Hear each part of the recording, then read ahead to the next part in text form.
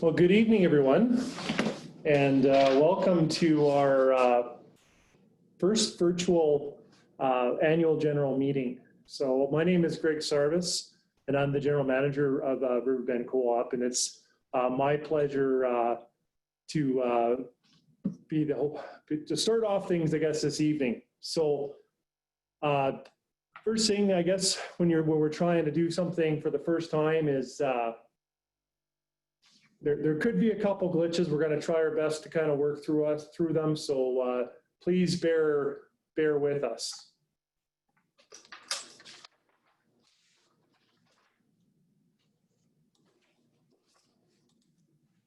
So we're moving virtually, as you know, as a reality of COVID-19 because we cannot meet together. But I'm very excited for this opportunity to better reach and engage our membership.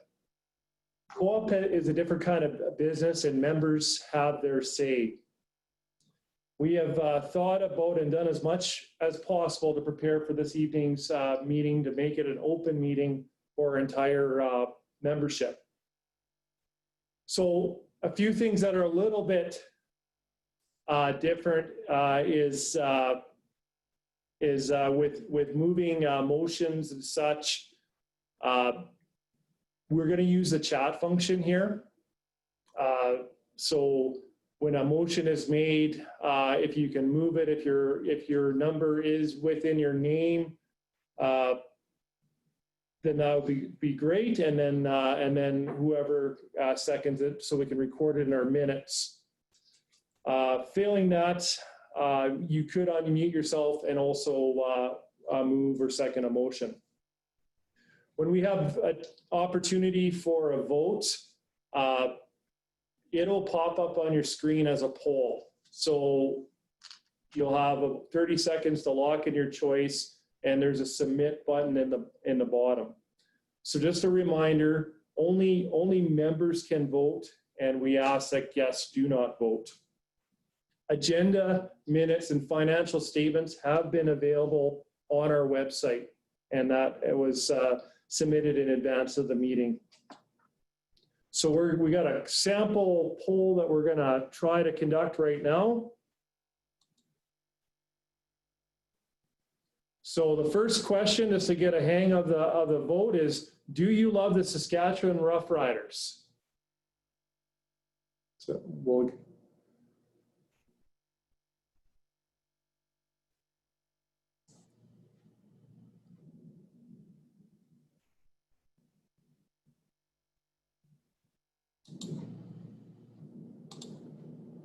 So it looks like 79% of you do love the Saskatchewan Roughriders. So that's that's a good start. So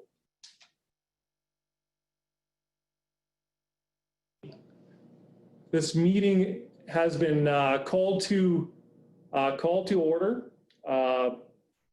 Our agenda, if we can get the screen up there. If we can get the poll down. Poll is down.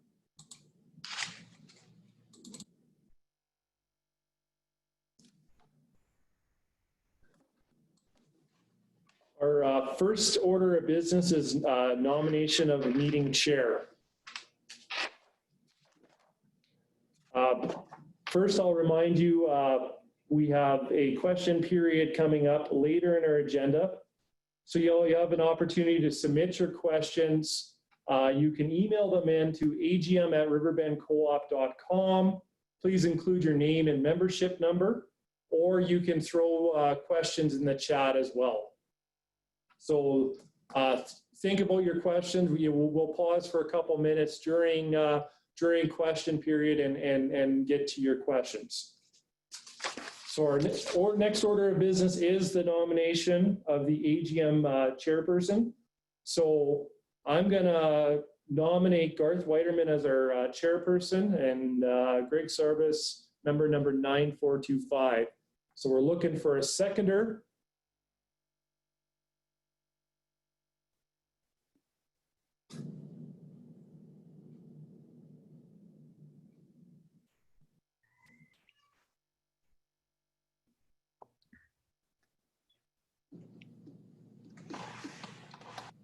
So we got, we'll go with Susan Casper, 4762 as a seconder, and then we will call for the question.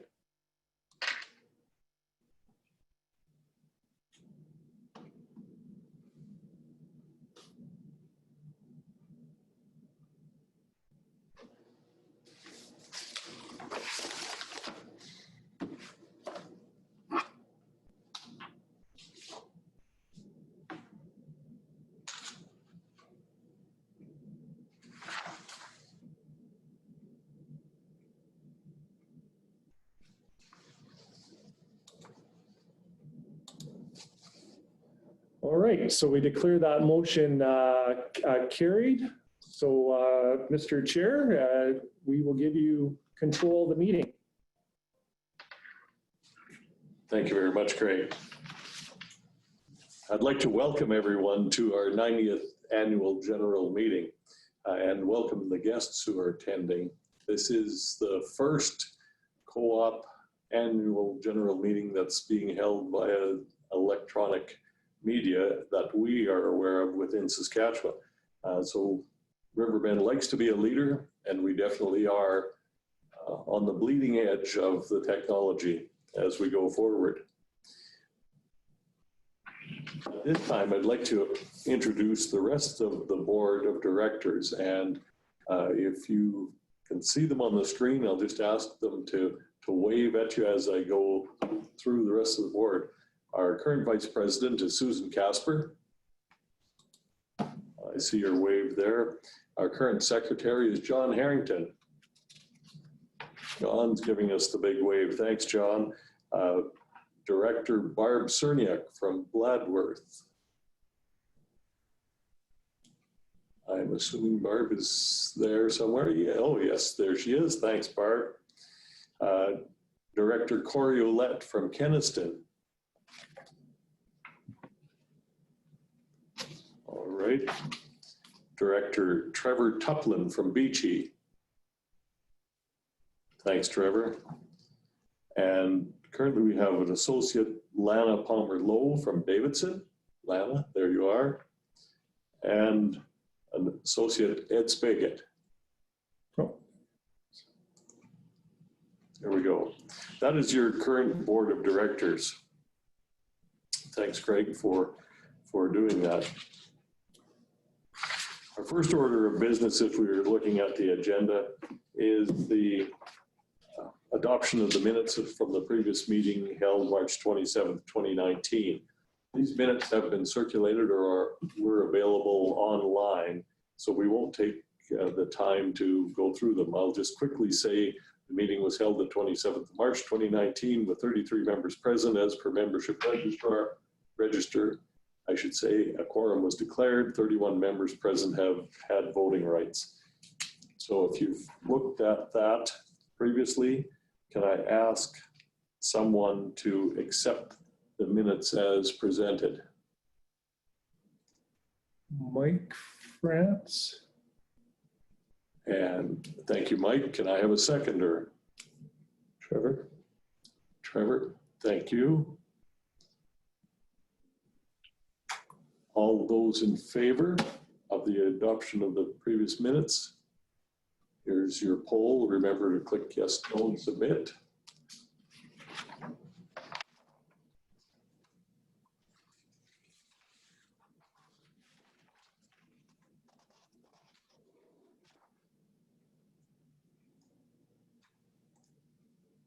The minutes are adopted as presented. Thank you very much.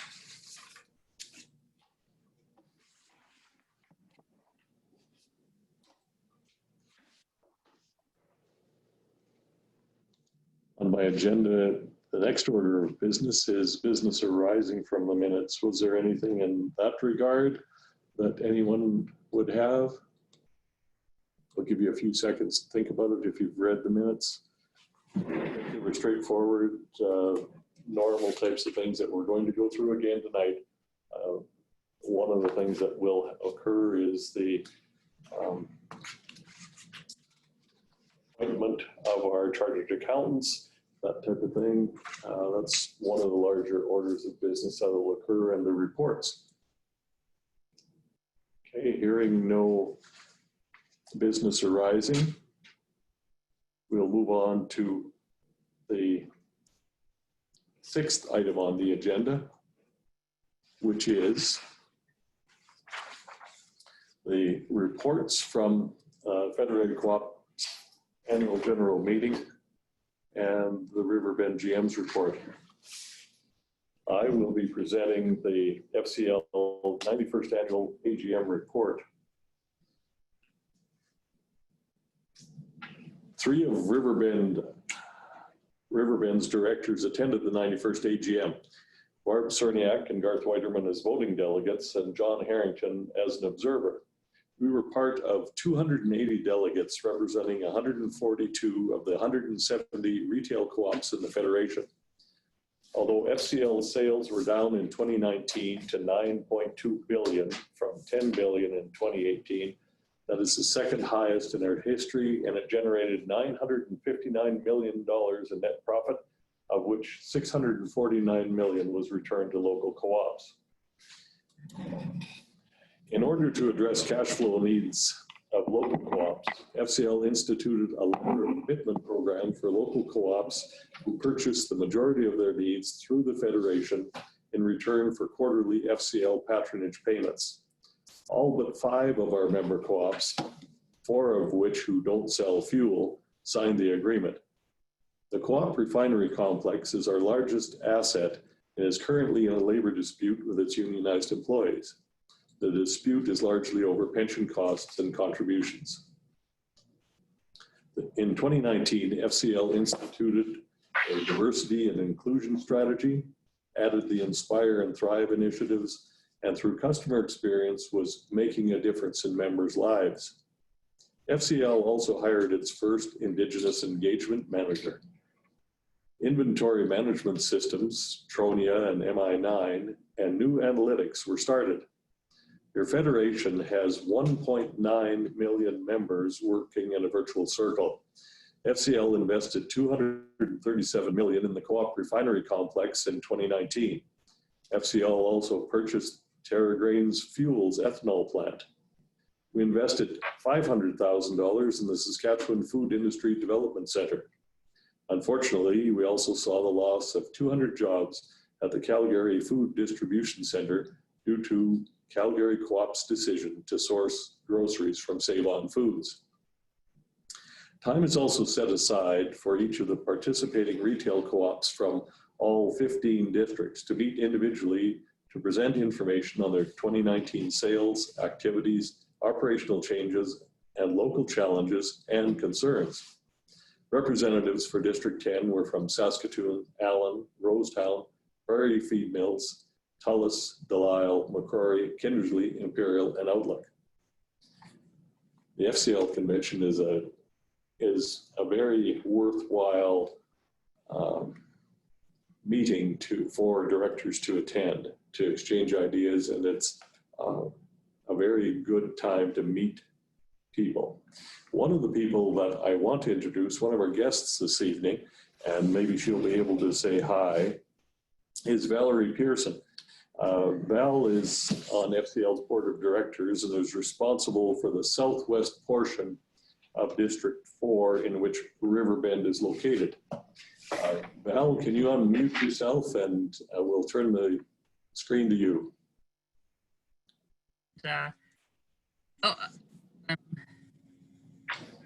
Okay, give her a thumbs up there. I'm good? You're good.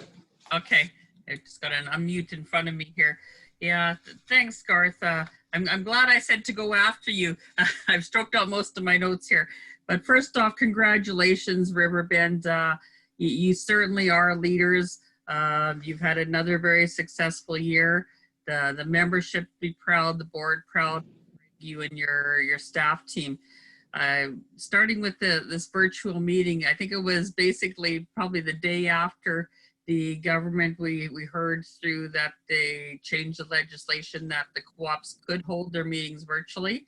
That had to go through the change in government. But basically that day after I got a message and yeah, Riverbend's having their meetings and date set. And I don't know of any others that have been set. Some are talking. So kudos to you. Once again, you're leading. I know you've been leading with a number of things. You know, you're part of the electric vehicle corridor. You stepped out in a number of things, including the Davidson, the adding the extra washrooms there, something that can be used by the rest of the whole system. So keep going. You're doing a great job there. As Garth said, it was a good annual meeting, good results.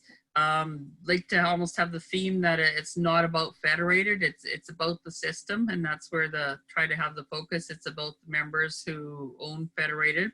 The loyalty agreements were introduced, as Garth said, and that was really listening to the retails, the members, and they said, you know what, we can't wait for the money to come at the end. We need some of that throughout the year, and so that was changed and has been really appreciated and going well. As you said, it was a challenging year with the lockout, what happened with the Calgary announcement with procuring their food from Save on Food. But really, you know, it was a fantastic year profit-wise. It was an energy story. Our CEO, Scott Band, has said over and over, this won't last. It's, you know, kind of put some money in the bank because there'll be something come along. And unfortunately, something like COVID has come along and what's happened with gas and oil. So I guess be the bearer of bad news, but most of you know that the year that we're in now, the profits won't be the same as last year. And Garth did mention we did have a change in governance that was through a bylaw change that now instead of the 15 districts with one director in each, we have 5 districts with 3 directors in each. So as he said, I'm the one in the southern part where we've got to work out the details of how we're gonna do it all.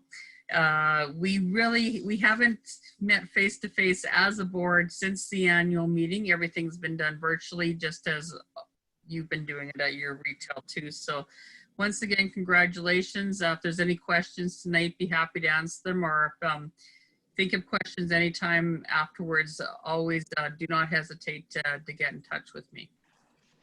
And I'll turn it back to you, Garth. Great, thank you very much, Val. Appreciate your input. Now, moving on, we'll ask Greg to present the Riverbend GM's report.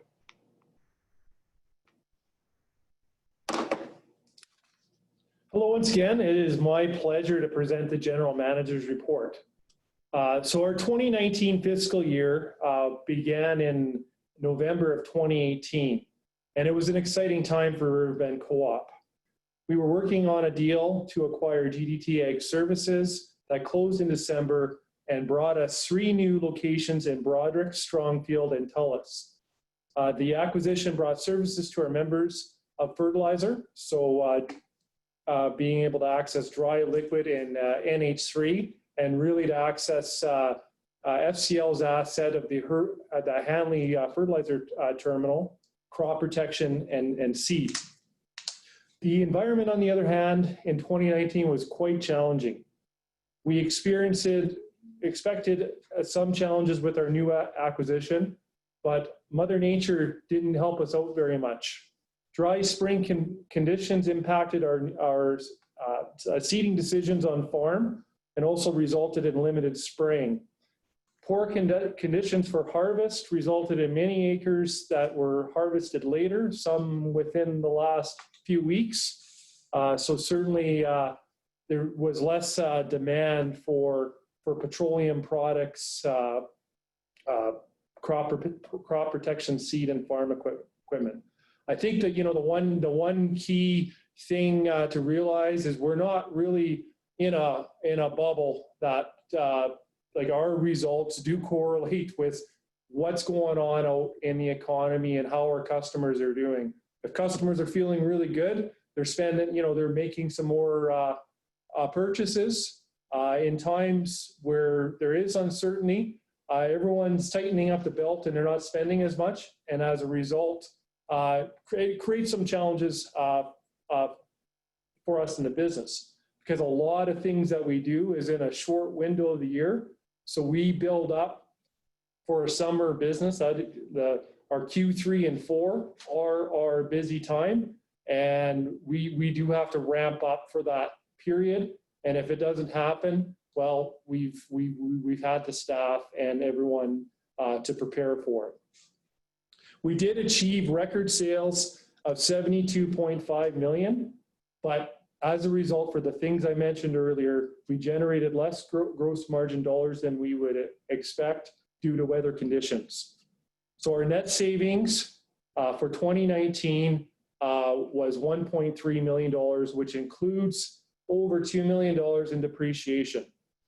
If there's one thing I can describe here at Riverbend, in the last 5 years, we've been in a growth mode, and there's been lots of things that have popped up within our co-op. Our new egg sites, as I mentioned, we've launched a new card lock in Hanley, our Davidson Highway 11 gas bar and card lock, as well as many modernization and upgrade projects throughout.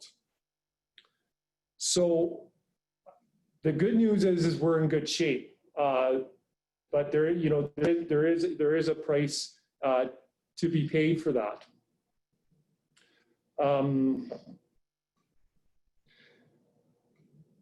We were proud to be featured in the SaaS Business Magazine as a top 100 company.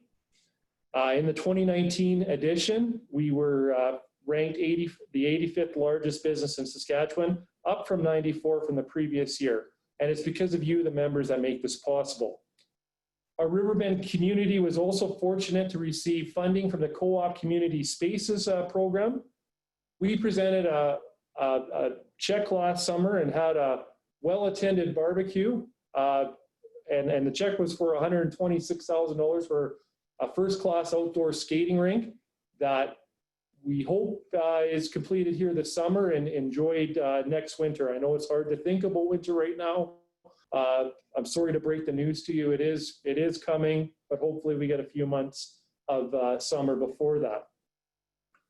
But looking ahead into 2020, we get a little bit of a rear view mirror here, because we're more than halfway through the year, as we normally report to the members in March.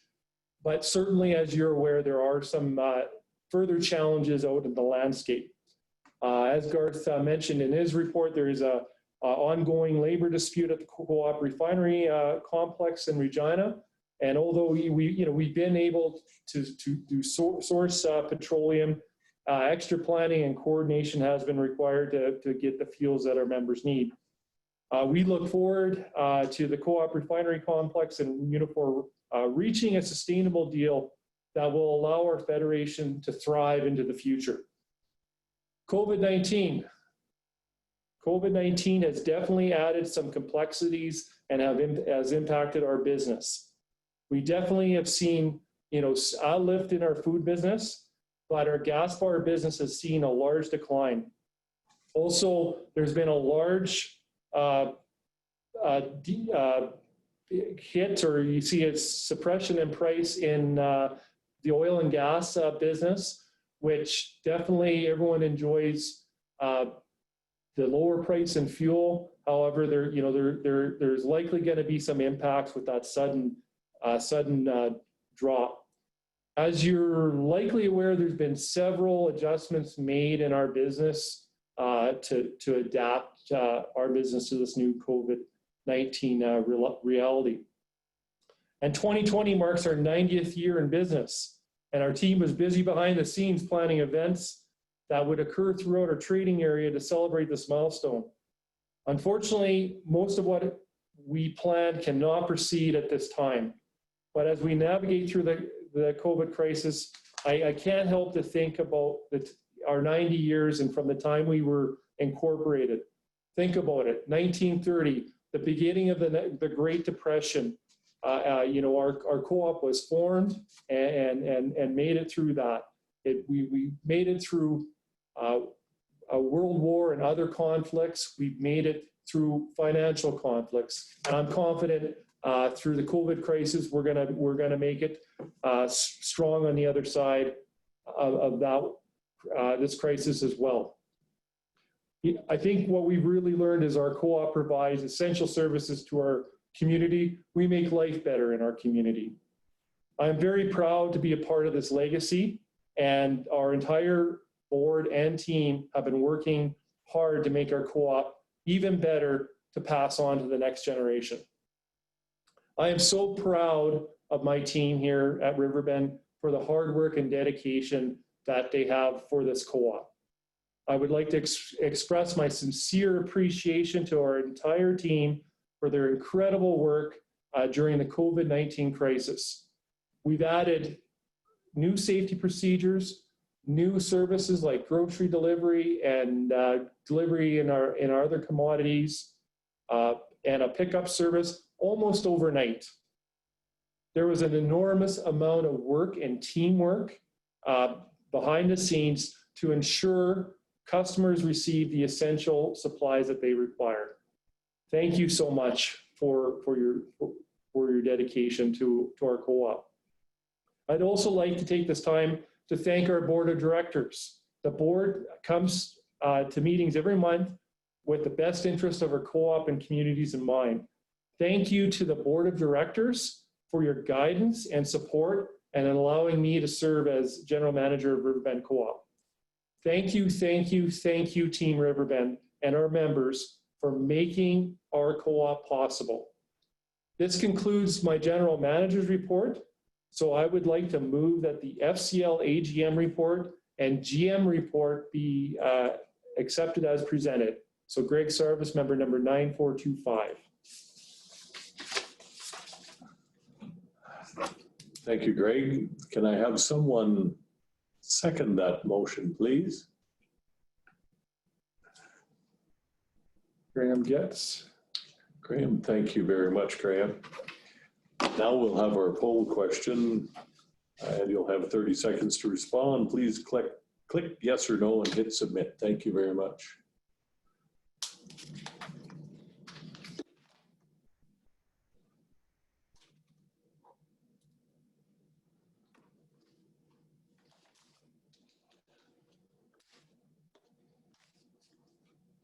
Just tell me when we're done.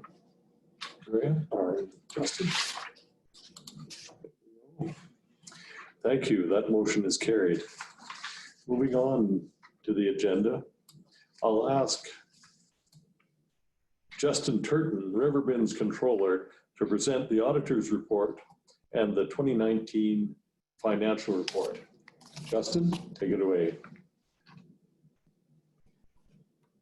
Good evening, everyone.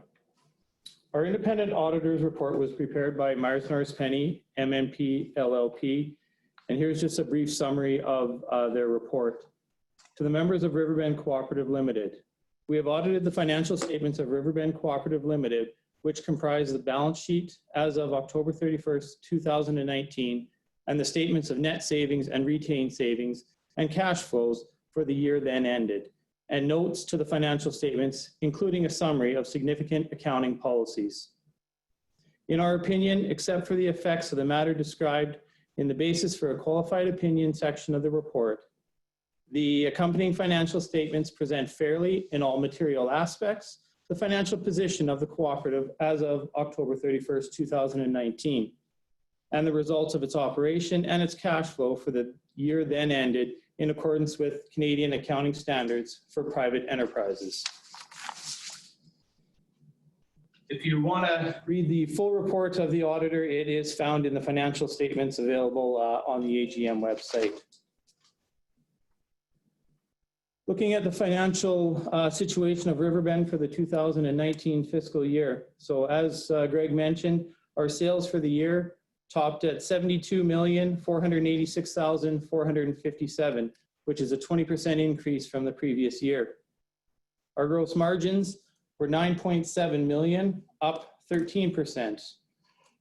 Our expenses totaled $12,125,034, and our FCL patronage was $3.7 million, giving us a total net savings of $1.3 million. So a large portion of the increase in the expenses was derived from the depreciation of the newly acquired assets of the crop input business, as well as those associated staff costs. Lower patronage per liter purchased from FCL is a large component to the decrease in the FCL patronage that we received this year compared to the previous year. Just a quick breakdown of Riverbend sales. So the consumer division makes up the largest percentage of sales with 33.5 million, or 46%. And the consumer division makes up the food stores, the pharmacy, and the gas bars. The new Grow Team division had sales of 28.8 million last year, or 40% of Riverbend's total sales. And that division comprises the 3 ag locations, the bulk petroleum departments, and the Hanley Cart Lock. And finally, the Home and Agro division, which makes up the remaining 14%, or 10 million in sales. And that is the Home and Agro sites in Outlook and Davidson, as well as the Wyston location and Beachy Farm Supply. Looking at the total expenses for the co-op, our staff costs are our largest expense at 7 million, or 58% of our expenses. The standby costs, which include the depreciation of assets, utilities, insurance, and property taxes, totaled 3 million, or 26%. And then the other costs, which include advertising, bank charges, supplies, was 14%. And then we have a small 220,000 of interest, net interest. So overall, Riverbend's net savings, sales gross margin, we've gone through that. The gross margin is the difference between the revenue and the cost of all the products that our locations buy to sell. So it's the gross margin that pays the expenses for the association. So from the gross margin, if we deduct our operating expenses of 11.9 million total and our net interest of 220,000, we have a local loss of 2.4 million. If we add in then the FCL patronage of 3.7 million, that gives us the bottom line of 1.3 million of net savings for the association. That net savings can then be split in 2 ways. So 1.3 million of the net savings, so 66% of that savings was returned to our members in the form of patronage dividends. The remaining is retained in reserves for future capital expenditures and payments. Just briefly looking at our balance sheet. So we can see that $19.9 million in current assets, with the majority of that being inventory. 12.5 million in investments, which would be our investment in FCL, and then 15.96 million net capital assets, for total assets of $48.4 million. Looking at the other side of the balance sheet, so the liability and the share equity, we have a line of credit and amounts payable to our suppliers, mostly FCL, totaling 13.9 million, and then long-term debt of $4.5 million. Our member equity section is made up of our members' equity, so that's the equity portion that's retained of 11.75 million, and then our reserve accounts of $18 million, which gives us total liabilities and shareholders' equity of 48 million, which is equal to our assets. So that is just a brief look at the finances for Riverbend for the past year, and I will move the acceptance of the auditor's report and the financial report. Justin Turton, 7964. Thank you very much, Justin. I'd ask for a seconder to Justin's motion, please.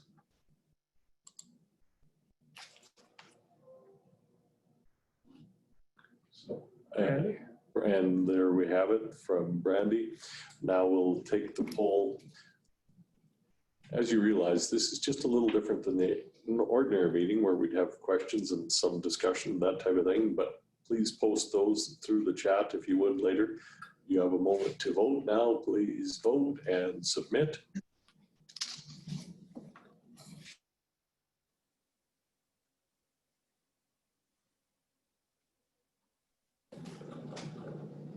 expect so. All right, that motion has been passed. Thank you very much again, Justin. At this time, moving on in the agenda, we will ask Corey Ouellette to present Riverbend Nomination Committee report. Corey, we're going to find you on the screen and you're going to take over for a second. There she is. See me? Where'd she go? There she is. Am I good to go? You're good to go. Good evening, everyone. I'm here to do the nomination committee report. We have two directors who are at the end of their 3-year term, Brian Bartel and Susan Casper. Pursuant to bylaw 6.01, Riverbend Cooperative Limited advertised 60 days prior to the annual meeting, and we received 3 nominations. We received 3 nominations for 2 director positions. Brian Bartel, Susan Casper, and Ed Spigot have allowed their name to stand for director. All the nominations meet the requirements to be a director at Riverbend Co-op. On March 9th, 2020, Brian Bartel withdrew his name as a nominee. I declare Susan Casper and Ed Spigot elected by acclamation for a 3-year term. I move the nomination report, Corey Ouellette, 11096. Thank you very much, Corey. Can I have a seconder for that?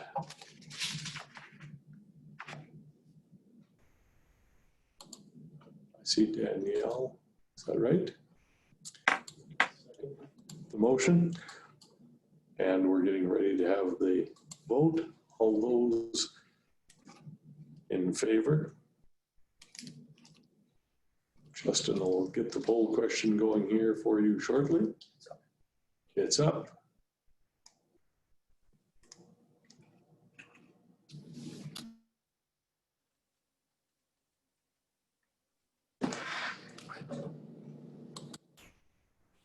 Vote. There we are. It's on the screen again. It's on the screen there. Yes. Thank you very much.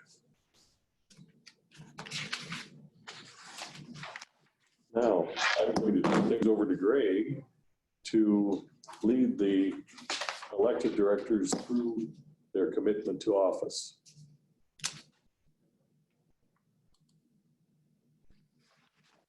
Okay, so another tradition that we do at our annual meeting, we're going to give it a try here in the virtual form, is the commitment to office. So after every election, we have our directors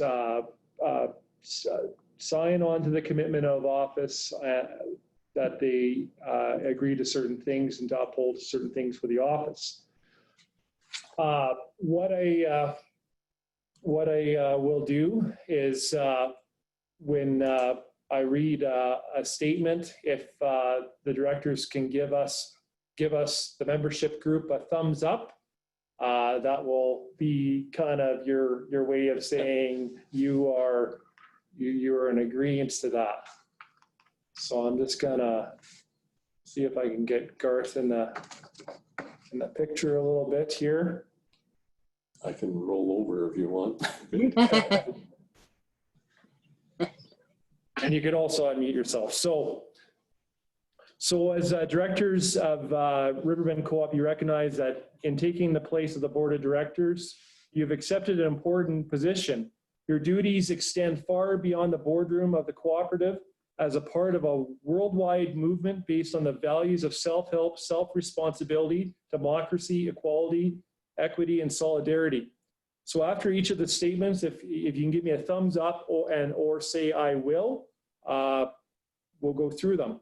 So I will contribute to the fulfillment of the mission of the cooperative retailing system and the objectives of the cooperative. I will. I will give the highest priority of interest of the cooperative and declare any conflicts that exist between my personal interests and those of the cooperative. I will. I will. I will not knowingly violate the provisions of the Cooperatives Act 1996 or the bylaws of the cooperative.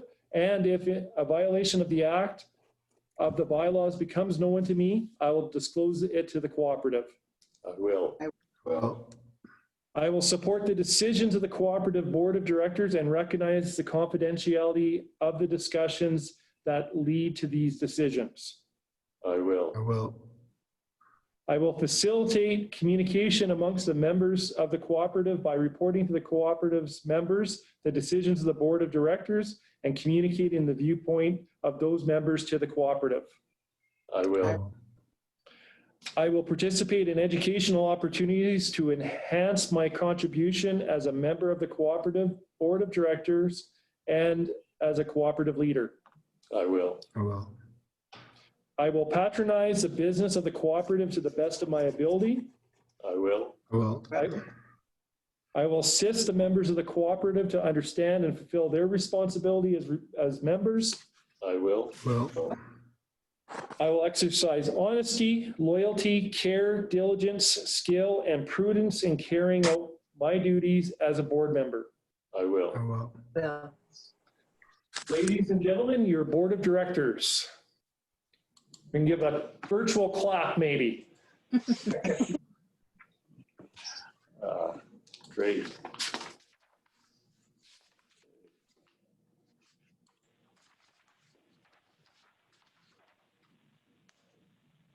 Thank you, board, for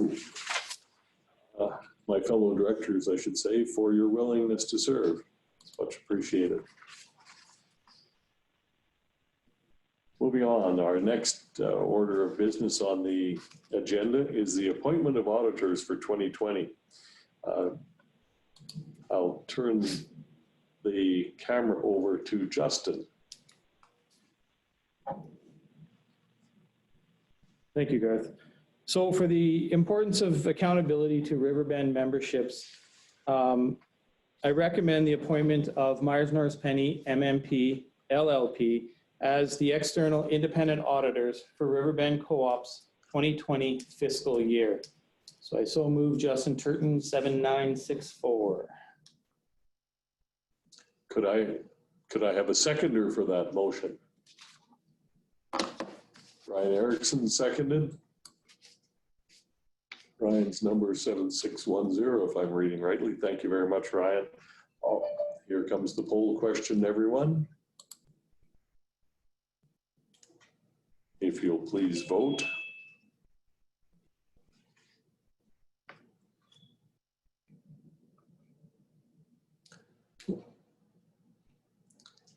Great. Thank you very much. That motion passed. The next order on the agenda is Riverbend's Co-op Staff Service Awards. I'm going to call upon Brandy Moxham, our Human Resources Manager, to share some information in that regard. Brandy, take it Awesome. away. Thank you, Garth. Perfect. So this year, Riverbend Co-op is honoring 23 team members who have reached the following years of service, and you guys will see them circulate on the screen. And I would like to tell all of you while you do see those circulating that this year we actually celebrated these team members virtually, as well as we'll be featuring them on our social media pages on their service days to give them that extra recognition. Of course, we're very happy to have all these team members and all the years of service that they have given us, and we look forward to the many milestones that they're going to give us in the future. Collectively, we recognize 290 years of service. So congratulations to all of the team members receiving service awards this year. Thank you very much. Great. Thank you very much, Brandy. On behalf of the board, I'd like to thank all of our staff. We greatly appreciate the work that you do, and particularly are pleased with the way you've responded to the pressures and changes in your daily routines as we work our way through this pandemic. Thank you from all of us. Now, the part of the evening that we've been waiting for, some of you have, is the question period. There have been questions submitted, I believe, through the chat process, and we'll get those organized here, and then try and respond to some of the questions that have been raised. Yeah, if there's any questions as well, you can throw them in the chat as well. We're just going to take a moment to review the questions, and we'll be back in 2 minutes.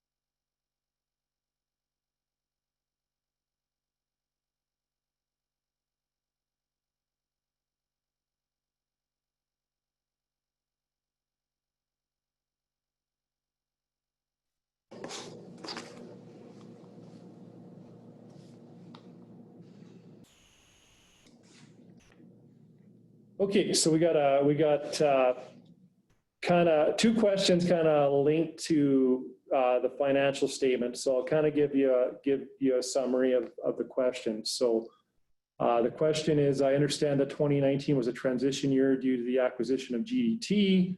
So we can't compare years accurately, but we can try. We lost 2.4 million this year following 1.5 last year, and FCL's PAT allocation is off by 500,000 from the previous year. So we netted after PAT refund $1 million less than the year before, but our sales information shows that the petrol and consumer sales were similar to the 2018. So what's going wrong? We can't keep losing money locally and rely on FCL's patronage to refund to bail us out. So please tell me, 1, why was FCL's patronage refund less in 2019 when we increased our purchase substantially? And are they in trouble too? And 2, what departments made money locally for us? And for those that didn't, what steps are being taken to address the problems? So kind of a multi-part question, and certainly understand you're concerned. Certainly, you know, we're concerned with where the year ended off as well. Certainly, there were definitely challenges in the Western Canadian economy. So the weather and just on the ag purchase side of things, that wasn't just felt here at Riverbend. Co-ops across the West also had some challenges. So even though that our purchases were up, there were some less profits made by FCL in petroleum and in crop supplies, and really all commodities as a whole. There was a little bit less. Now, it was likely not a real fair comparison the year before, because we received a pretty decent refund from FCL the year before. So I don't think that's a fair base. We definitely get a respectful return on investment from Federated. So certainly I agree the local loss is something that does need to be turned around. But as I mentioned in my report, you know, a big chunk of what our loss is being contributed to is depreciation and interest, and that's a byproduct of growth. We've had some opportunities that have arrived that are going to be a long-term plays for our co-op that is really gonna help us in the long run, and that's the one beautiful part about the co-op system is we're not playing for 1 year, and although we got it, we have to we have to earn money to stay in business.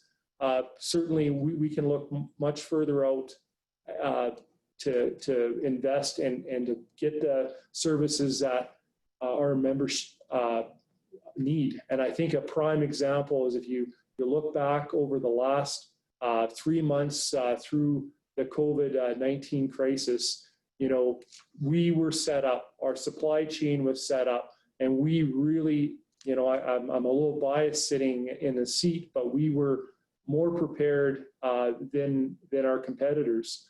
You know, folks that think Amazon's the answer, they didn't perform very well in delivering goods to their consumers, and we had the infrastructure and services in place to give our members what they want, what they needed, the best way we can when they need it. So that's an answer to that.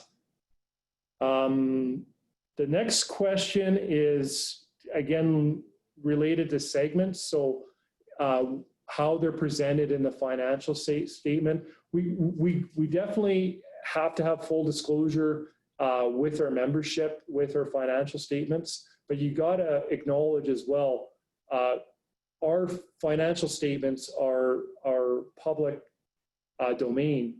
So we are cautious on how we segment, so we're not giving too much away to our competitors, but are meeting the requirements for what we have to report to our membership.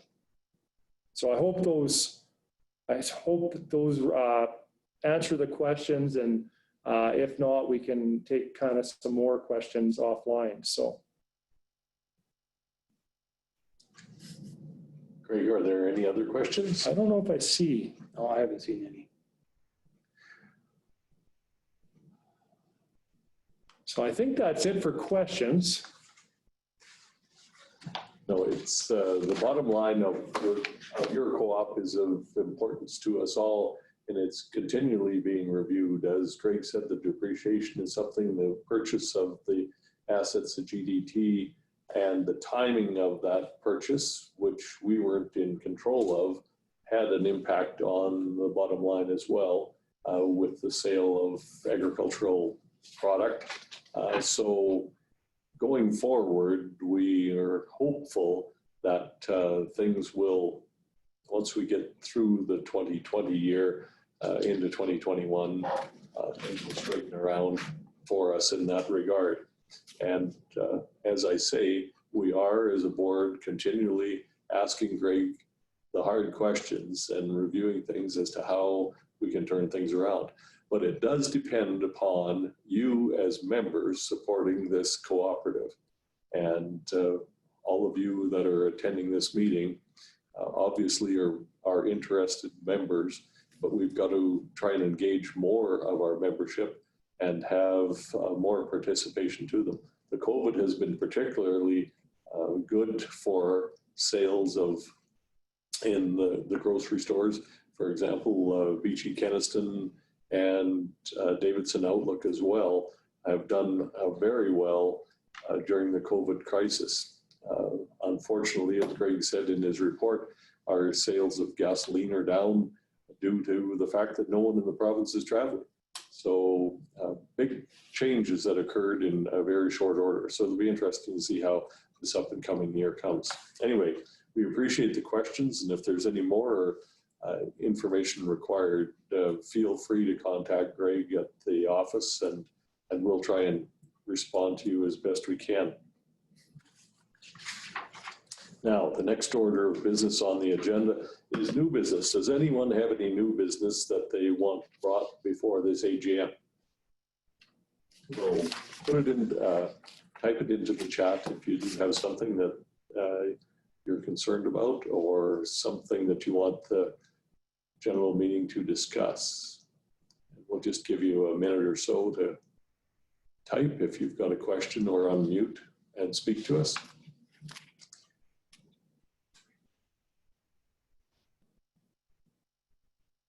I don't see anything happening.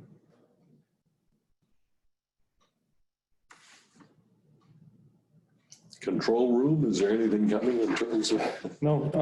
Nothing coming in terms of new business.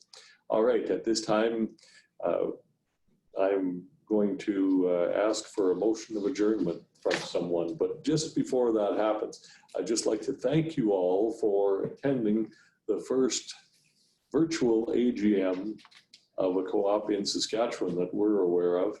And going forward, considering where things are at, we don't know how this is all going to end, but I wouldn't be surprised if all our meetings in the future will have some component of a virtual meeting, because some of us may be able to get together when the social distancing restrictions are relaxed somewhat, but I would see participation around our large area through the virtual media as the way to go going forward. And again, thank you on behalf of all of us here for attending and participating in tonight's meeting. If you've got any comments, we'd sure like to hear them, good or bad. We'll look forward to whatever we receive. Now, I'll ask again for someone to move adjournment.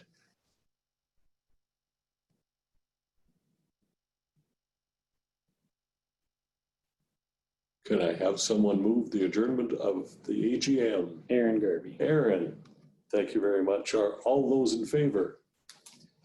No. No? Don't need that. Away we go. Yeah. We're done. Good night, everyone. Good night, everyone. Thank you very much.